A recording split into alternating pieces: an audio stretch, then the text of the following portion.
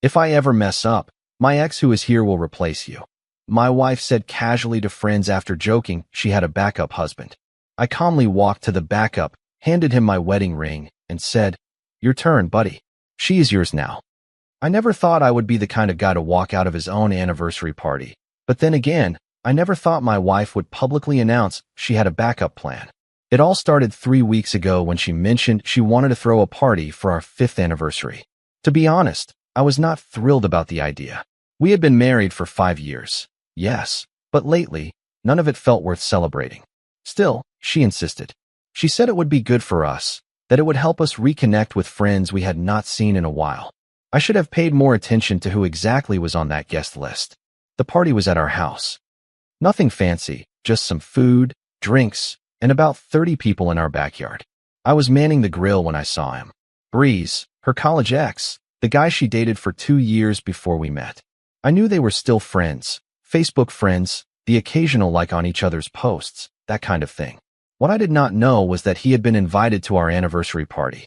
When I asked her about it, she just shrugged and said one of her friends had brought him casually, as if it were no big deal. The first hour went fine. People were eating, drinking, talking, normal party stuff. I was actually starting to relax. Then, her friend Melissa started getting louder. She had had a few drinks, and you know how some people get when they drink. Everything becomes a joke. She was standing with my wife and 3 other women near the patio table. I was about 15 feet away, getting another beer from the cooler. That is when I heard it. "Girl, you are so smart." Melissa was practically shouting. "Having a backup husband right here at the party. If he ever messes up, you are covered." The other women laughed. My wife laughed too. Not a nervous laugh or an uncomfortable laugh, but a genuine, amused laugh. I looked over. Breeze was standing right next to them. He had this smug little smile on his face. Not embarrassed or awkward, but confident. For a second, everything stopped. The sounds of the party faded into background noise. I watched my wife's face. She was not shutting it down. She was not saying, "That is not funny," or "Do not be ridiculous." She was smiling at him. Then her eyes met mine. For a split second, I saw something, panic maybe, or guilt, but it was gone fast, replaced with the same casual smile she had been wearing all night. I walked over. Everyone got quiet. You know that feeling when you walk into a room and it is clear everyone was just talking about you? It was like that, only I had heard exactly what they were saying. "That is actually pretty smart planning," I said. My voice came out calm, steady. I even smiled. My wife's face relaxed. She thought I was playing along.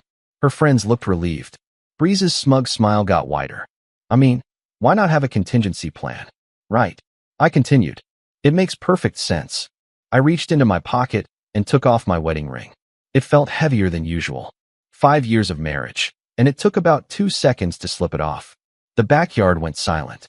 Someone turned the music off. I walked right up to Breeze. He was not smirking anymore.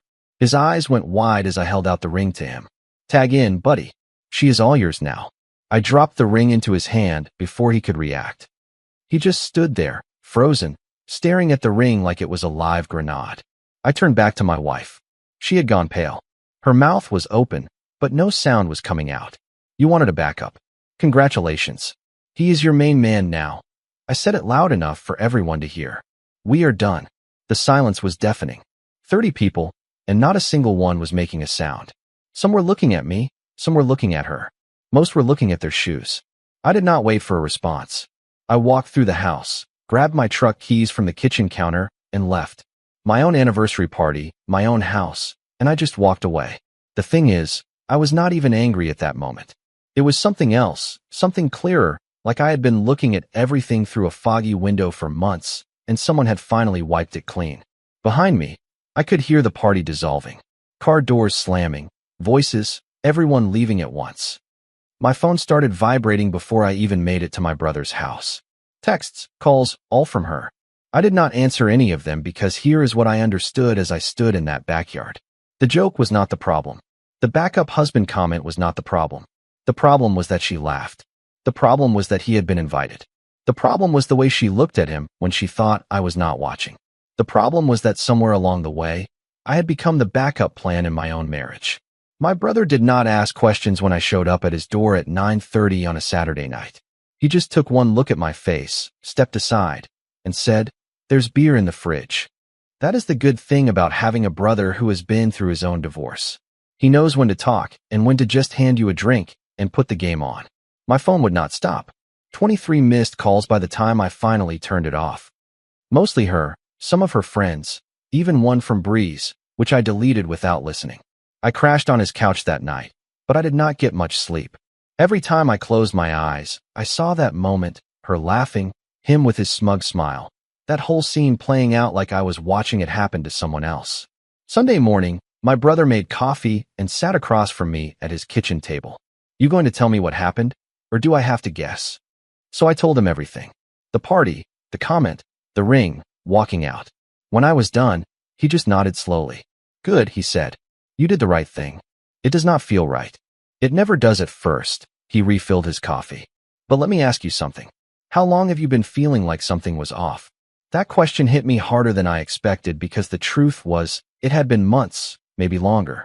"She has been distant since January," I said. "We barely talk anymore. When we do, it is just surface stuff. Bills, schedules, who is getting groceries. Nothing real. When was the last time you did something together? Just the two of you." I had to think about it. Christmas. We went to her parents' house, but that was not really together, you know? It was just showing up at the same place. My brother leaned back in his chair. "And this guy, Breeze, when did he come back into the picture?" "I do not know exactly. She mentioned she ran into him at the gym about 2 months ago. Said they got coffee to catch up. I did not think much of it then, but now, sitting in my brother's kitchen, I was thinking about it. I was thinking about everything. The gym membership she suddenly wanted in February, the new clothes, the way she started doing her hair differently. I had noticed it all, but I told myself it was just her wanting to feel good about herself. What husband suspects his wife is cheating because she joins a gym? "I need to go back to the house," I said. "Some of my stuff." "You sure that is a good idea right now?" "She has work tomorrow. She leaves at 7:30. I will go then." Monday morning, I waited until 7:45, and then I drove to what used to feel like my home. Her car was gone good. The house looked exactly like we had left it on Saturday night.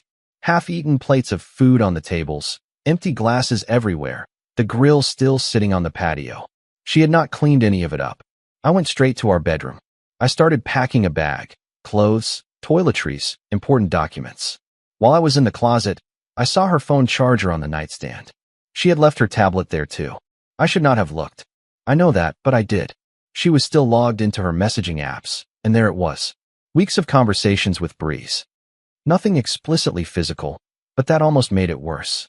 It was intimate in a different way. Inside jokes, late-night messages, complaining about me, about how I did not understand her anymore, about how he always knew how to make her laugh. One message from 3 weeks ago. "I am glad you are coming to the party. It will be good to see you." His reply. "I would not miss it. It has been too long." Her comeback. "I know. I have missed this." I took pictures of everything with my phone. Then I finished packing and left. Back at my brother's house, I called a lawyer. I got an appointment for Wednesday. The receptionist asked if I wanted to schedule a consultation or proceed with filing. I said, "Filing." That is when it really hit me. This was not just a fight. It was not something we were going to work through. I was getting a divorce. My phone buzzed. A text from her. "We need to talk, please." I replied, "There is nothing to talk about. You made your decision Saturday night." Her reply came back immediately. "It was just a joke. You are overreacting." I stared at that message for a long time. Overreacting, as if I were the problem, as if I were the one who had disrespected our marriage in front of 30 people. I sent one last text. I saw the messages, all of them. "Do not contact me again unless it is through a lawyer." Then I blocked her number. My brother got home from work that evening to find me sitting on his couch, staring into space. "You okay?" he asked. I found the messages between her and him. He sat down next to me. "How bad?" "Bad enough." I showed him some of the screenshots. He read them, his jaw tightening with each one. "Man, I am sorry. The craziest part is, I do not even think they slept together. Not yet, at least." But she was setting it up, feeling it out, keeping him as an option. "That is almost worse," my brother said. "At least if it were just physical, you could write it off as a mistake. This is calculated." He was right. She had been planning this, maybe not consciously, But she had been setting up her exit strategy, making sure she had a place to land before she jumped. And that party was not to celebrate our anniversary. It was to parade him in front of me, to see if I would notice, to see if I would do something about it. Well, I did something about it. I spent that week at my brother's getting my life in order. I met with the lawyer on Wednesday. I filed for divorce on Thursday. By Friday, she had been served. She called my brother's phone since I had blocked hers. He handed me the phone with a look that said, "It's your call." I took it. "What? How could you file for divorce without even trying to fix this?" Her voice was high-strung. She had been crying. "Fix what exactly? The fact that you have been emotionally cheating on me for months, or the fact that you humiliated me at our own anniversary party?" I was not cheating. We are just friends. Friends do not send each other messages at midnight. Friends do not complain to each other about their spouses. Friends do not look at each other the way you two were looking at each other on Saturday night. Silence on the other end. "You wanted a backup husband," I said. "Congratulations. You can have him full-time. We are done." I hung up. My brother handed me another beer. "Proud of you, man. Took guts." But I did not feel brave. I felt tired. Tired of being the safe option. Tired of being the plan B in my own marriage. Tired of being the guy who was supposed to just take it when his wife kept another man in the wings. What no one tells you about ending a marriage is how many little things you have to untangle. Joint bank accounts, insurance, the lease on her car that I had co-signed, my name on her emergency contacts at work, 5 years of enmeshed lives that now had to be pulled apart. But I was doing it, one step at a time, because staying would have meant accepting that I was not enough, that I needed to compete for my own wife's attention, that I should just be grateful she chose me over her backup, and I was not going to live like that. Not for her, not for anyone. 2 weeks after I filed for divorce, I started putting things together that I should have seen months ago. I was going through old bank statements at my lawyer's office when I noticed it. February 14th, Valentine's Day. I had gotten her flowers and made a dinner reservation at that Italian place she liked. Nothing fancy, but it was a gesture. The statement showed a charge from that same day, $53, at a coffee shop downtown at 2 p.m., when she had told me she would be working late at the office. I checked March, another coffee shop charge. This one for $17. That is 2 drinks and a lunch. April had 3 similar charges. Always during work hours. Always when she said she was busy with meetings or projects. My lawyer, an older guy named Roger Sturrell, looked over my shoulder at the statements. "Building a timeline?" he asked. "Something like that. Good instinct. Judges like documentation. It shows you are not just reacting emotionally." But I was not doing it for the judge. I was doing it because I needed to know, I needed to understand when exactly my marriage had ended, because it had not ended on Saturday night at that party. That was just when I finally admitted it was over. The real ending had been happening in slow motion for months. I went back further.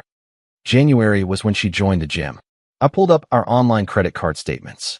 Sure enough, there was the membership fee, but there was something else too.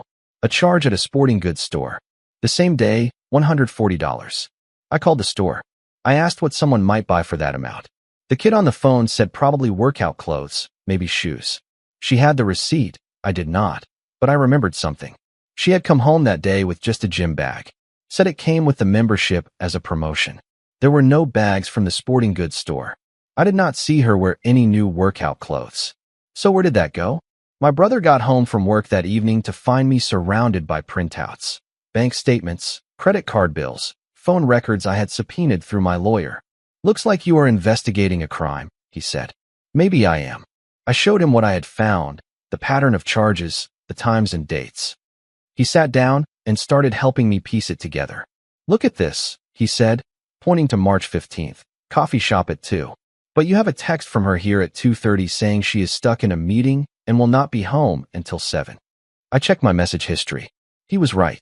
She texted me from wherever she was having coffee with Breeze, lying about where she was and what she was doing. How many times? I asked. How many times did she lie? We counted at least 15 instances where her story did not match the financial records. 15 times she had told me she was somewhere else, doing something else, with someone else. And those were just the ones I could prove. My phone rang. Unknown number. I almost did not answer, but something made me pick it up. "Hello. Hey man. It is Jordan from the party."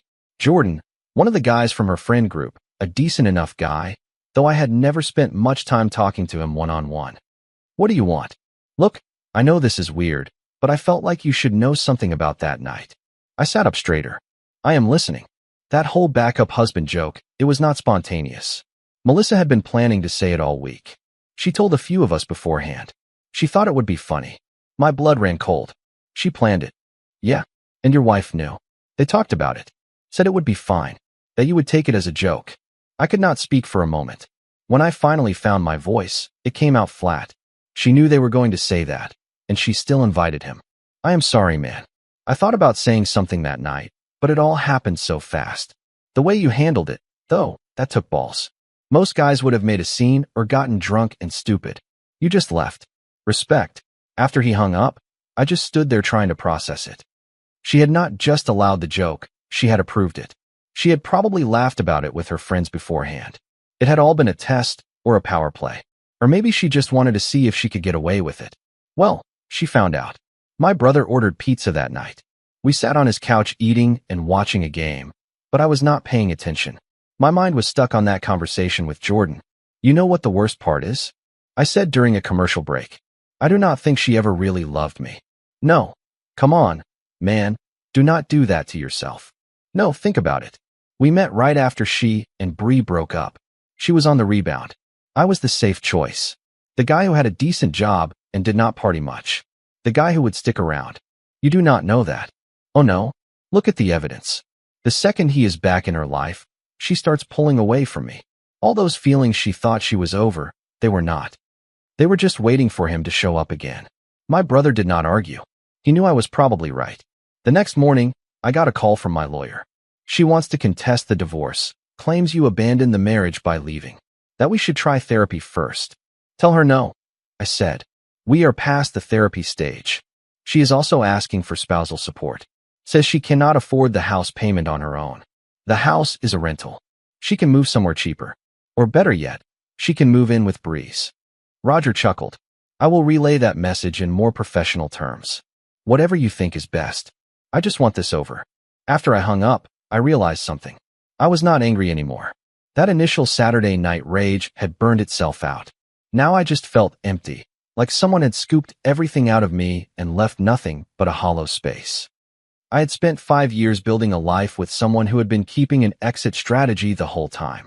5 years thinking we were partners, when really, I was just the understudy until something better came along. That afternoon, I went for a drive with no destination in mind. I just needed to move, to think, to process it all. I ended up at the park where we had our first date. It was a sunny Tuesday, mid-afternoon, kids on the playground, couples walking dogs. Life was going on as usual while mine was falling apart. I sat on the same bench we sat on that first day. She had been nervous.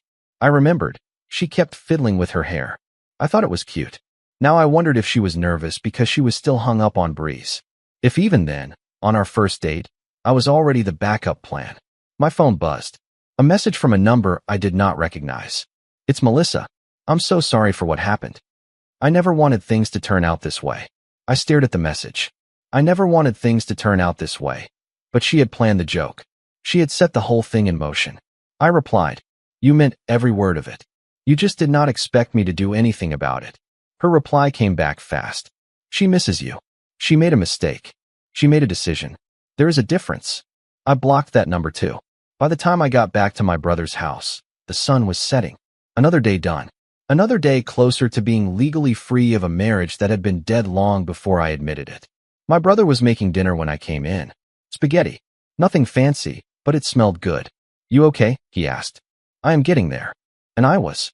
Slowly, one day at a time, one lie uncovered at a time, one block number at a time. I was getting there. 3 weeks after I started staying at my brother's house, she finally stopped trying to call. The texts trickled off too. From dozens a day to maybe 1 or 2, and then nothing. I thought that would feel like a relief. Instead, it felt like a confirmation. She had given up, which meant she had never been fighting for me. In the first place, she had been fighting not to be alone. My lawyer called on a Thursday afternoon. She wants a face-to-face meeting. Says there are things she needs to say that cannot be done through lawyers. No, I said. I told him I figured you would say that, but she is insisting. Says she will agree to the terms you want if you will just hear her out. I thought about it. The terms I wanted were simple: a clean break, no alimony. She keeps her car, I keep mine. We split whatever is in the joint account 50/50ths. Done. If one conversation could make that happen without months of legal back and forth, maybe it was worth it. Fine, but in a public place, and I want you there. I cannot be present for personal conversations, conflict of interest, but I can sit at a nearby table if that makes you feel better. We arranged it for Saturday morning. A diner east of the city, neutral territory. Plenty of witnesses if things got sideways. I got there 15 minutes early, ordered a coffee. Roger showed up 10 minutes later, took a booth 3 down from mine, and opened a newspaper like he was just there for breakfast. She walked in right on time. I barely recognized her. She had lost weight. Dark circles under her eyes. Her hair was pulled back in a messy ponytail. She looked like she had not been sleeping. Good. She slid into the booth across from me. She did not order anything. Just sat there, her hands folded on the table. "Thank you for meeting me," she said quietly. I did not respond, just waited. "I know you are angry. You have every right to be, but I need you to understand something. Nothing happened with Breeze. We never slept together, we did not even kiss. And you think that makes it better? I am just telling the truth. You saw the messages? You know what they said? It was just talk, just friendship." I leaned forward. "Let me ask you something. If the roles were reversed, if I had invited an ex-girlfriend to our anniversary party, if my friends had joked about her being my backup wife, if you had found months of messages between us where I complained about you and talked about how much I missed being with her, would you call it just friendship?" She looked down at her hands. "I thought so. I was confused," she said, "about us, about everything. When Breeze came back into my life, it stirred up all these old feelings, things I thought I was over. I did not know how to handle it. So you handled it by lying to me for months, by meeting him behind my back, by letting your friends humiliate me in front of everyone we know. I never meant to humiliate you. The joke was supposed to be funny. I did not think you would react like that. Like that? Like someone with self-respect." Her eyes welled up with tears. "I thought we could work through it. Go to therapy. Figure out what went wrong. I know what went wrong. You were never over him. I was just the guy who was there when you needed someone. The safe choice, the backup plan." "That is not true. It is not. Think about it. We met 2 months after you and Briss broke up. You were a wreck. I was the good guy who listened to you cry about him, who made you feel better, who did not push you for anything. And eventually, you convinced yourself that that was love." She was crying now, real tears streaming down her face. "A year ago, that would have wrecked me, would have made me want to comfort her, fix whatever was wrong. Now, I just felt tired. But it was not love," I continued. "It was convenience, it was gratitude. It was you settling for someone who would never hurt you like he did. And the second he showed up again, all of that fell apart." "I do love you," she whispered. "You do not love me. You love the idea of me. You love having someone around who makes you feel safe, but you do not love me, because if you did, you never would have done any of this." The waitress came over, asked if we wanted to order food. We both said no. She left us alone again. "I made a mistake," my wife said. My soon-to-be ex-wife. "I see that now. But people make mistakes. That does not mean we have to throw away 5 years of marriage." "You are right. People make mistakes. But this was not a mistake, it was a choice. You chose to invite him to the party. You chose to approve that joke. You chose to meet him for coffee and lunch and whatever else while lying to me about where you were. Those were not mistakes, they were decisions. So that is it. You are just giving up on us." "I am not giving up on anything. You gave up months ago. I am just finally accepting it." She reached across the table like she was going to take my hand. I pulled away. She froze, then slowly pulled it back. "Is there anything I can say? Anything I can do? You can sign the divorce papers. You can agree to the terms, and you can let me get on with my life. What about the house? All our stuff. Keep whatever you want. I do not care about the furniture or the dishes or any of it. I just want out." She was silent for a long moment. When she spoke again, her voice was barely audible. "Bryce, what about him? Did you mean it? When you said he could have me, I almost laughed. Are you asking for my permission to date your backup husband?" "No, I do not know. I am trying to understand what happens now. What happens now is you do whatever you want. You are free. That is what you wanted, right? Freedom to explore your options. Well, now you have it. I am not in your way anymore. That is not what I wanted. Then what did you want?" To keep me as your safe option while you figured out if something better came along. To have it all, she replied, because we both knew that was exactly what she had wanted. I stood up, dropped a $10 bill on the table for my coffee. My lawyer has the papers. Sign them. Move on. Find whatever it is you are looking for. Just do it without me. Please, do not leave. Not like this. Like what? With dignity, with my self-respect intact? I am sorry, but I am not going to sit here and let you make me feel bad for refusing to be someone's second choice. I walked out of that diner and did not look back. Roger followed me out to the parking lot. You okay? He asked. Yeah, I am okay. That was brutal to watch, but you handled it well. You stayed calm. You did not get emotional. I have been emotional for 3 weeks. I am done with it. He nodded. She will sign the papers.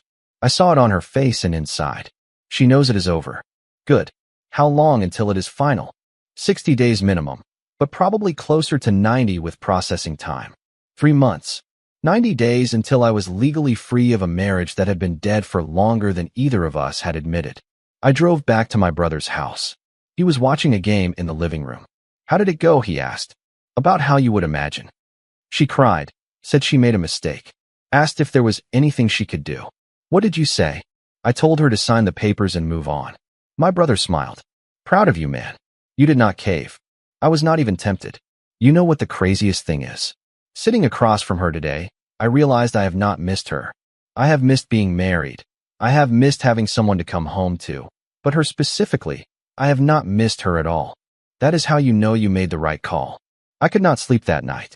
Not because I was upset or regretting anything. I just kept thinking about the look on her face as I walked out of that diner. The realization hitting her that I was really gone, that there was not going to be some dramatic reconciliation, that she had gambled on me being too weak to leave, and she had lost. My phone buzzed around midnight. A text from her number. I had unblocked it after the meeting, thinking we might need to coordinate logistics. I'm sorry for everything. You deserved better. I stared at that message for a long time. A part of me wanted to reply, to say something cutting, to make sure she understood exactly how much she had hurt me. But what would be the point? Instead, I wrote, I know, and left it at that because I did deserve better. I deserved someone who chose me first, who did not need a backup plan, who did not compare me to an ex-boyfriend every time things got tough. And now, I was free to find that person. Or maybe I would not. Maybe I would just focus on myself for a while. Rediscover who I was without someone else's drama weighing me down. Either way, I was done being Plan B. 6 weeks after I walked out of that diner, I signed the final divorce papers. Roger called to tell me it was official. I was a single man again. Congratulations, he said. Go celebrate. But I did not feel like celebrating. I felt relieved, like I had been carrying something heavy for months, and I could finally put it down. I had moved out of my brother's house 2 weeks before. I found a small house to rent on the other side of town. Nothing fancy. 2 bedrooms, a decent backyard, a quiet neighborhood. It was mine, with no shared history, no ghosts. Work had been my salvation through all of this. I had thrown myself into projects, picked up extra shifts when I could. My boss noticed. He called me in one day and told me I was on the list for a promotion. More money, better hours, a fresh start in more ways than one. I started going to the gym, not the one she joined, but another one across town. I started running again, something I used to do before we got married but had stopped for some reason I could not remember. Now I remembered why I loved it. The clarity, the quiet, just me and the road. One Saturday morning, I ran into Jordan at the hardware store. He was buying painting supplies. I was looking at grills. Hey man, he said. How have you been? Okay, better. I heard the divorce is final. I am sorry it came to that. Do not be. It is the best thing that could have happened. He hesitated, then said, you should know something. The thing with her and Breeze, that lasted about 2 weeks. I was not surprised. What happened? Turns out he was not really interested. He liked the attention, the ego boost of knowing she was into him. But when it turned into something he had to commit to, he bailed. So she lost both of us. Basically, she has been calling people trying to get sympathy. Most of us are not buying it. I nodded, picked up the grill I had been looking at. Thanks for telling me, but honestly, it does not change anything. Even if they had gotten married, I made the right call. Yeah, you did. That night, I assembled the grill in my backyard. I had my brother over. We cooked steaks and drank beer and talked about everything except her. You seem different, he said. Better. I feel different. Lighter. Maybe, like I can breathe again. You going to start dating eventually? No rush. I am okay on my own for now, learning who I am without someone else's chaos. My phone buzzed. A message from an unknown number. I almost did not look, but curiosity got the better of me. It's Breeze. I owe you an apology. I showed it to my brother. He laughed. You going to reply? Nope. He is not worth my energy. Neither of them are. I deleted the message, blocked the number, and went back to my steak. 3 months after the divorce was final, I was driving home from work when I saw her. She was at a gas station, filling up her car. She looked tired, older somehow. For a split second, I thought about stopping, asking how she was, being civil. But then I remembered that party, that joke, that smug smile on Breeze's face. And I just kept driving because some chapters need to be closed completely. No epilogues, no footnotes, just done. I got home, grilled some chicken, sat on my back porch watching the sunset. My phone was silent, my house was quiet, my life was my own, and for the first time in years, that was enough. A year after that anniversary party, I was sitting in my backyard on a Saturday afternoon when I got a message request on social media. Her name popped up. I stared at it for a minute, debated ignoring it, but something made me open it. I know I have no right to contact you, but I need to say this. You were right about everything. I was using you as a safety net. I was never really over Eyes. And when he came back, I convinced myself those feelings meant something. They did not. He did not want me. Not really. And I threw away the only person who actually did. I am sorry. I hope you are happy. I read it twice. Then I replied with a single sentence. I am. That was it. That was all she needed to know. I did not tell her about the promotion or the house, or how I had started seeing someone new, someone who chose me first, someone who did not need a backup plan. She did not need to know any of that. My happiness was not about her anymore. I deleted the message thread, went back to my book. My phone rang. The woman I had been seeing for 3 months. Her name was Qley. She worked in accounting at a company 2 buildings down from mine. We had met at a coffee shop. Started talking. Kept talking. Hello. I answered. You still coming over for dinner tonight? Would not miss it. Good. I am making that pasta you liked. After I hung up, I thought about how different this felt, how easy it was. No games, no hidden agendas, just 2 people who enjoyed each other's company. My brother stopped by that afternoon before I went to Qley's place. You look good, man, he said. Happy. I am. You think you will ever tell Qley the whole story of the anniversary party to Qley? Maybe someday, but not yet. Right now, I am just focused on building something new, something better. He smiled. That is the right call. As I drove to Qley's place that night, I passed the street where the old rental was, the one I had shared with my ex. I did not even slow down. I did not feel anything. That part of my life was over. I had walked away from that party with nothing but my dignity. It turned out that was the only thing worth keeping.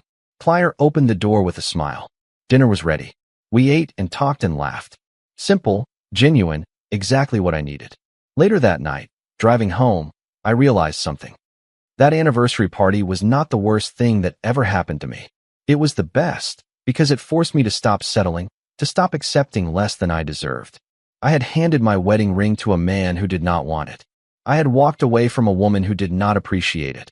And I had found my way to something real. The silence in that backyard had been deafening, but the peace I found afterward, that was louder. Our story has come to an end. If you have made it this far, how about subscribing to our channel? It helps us immensely. I have selected 2 other videos for you that I am sure you will enjoy. Feel free to click on them.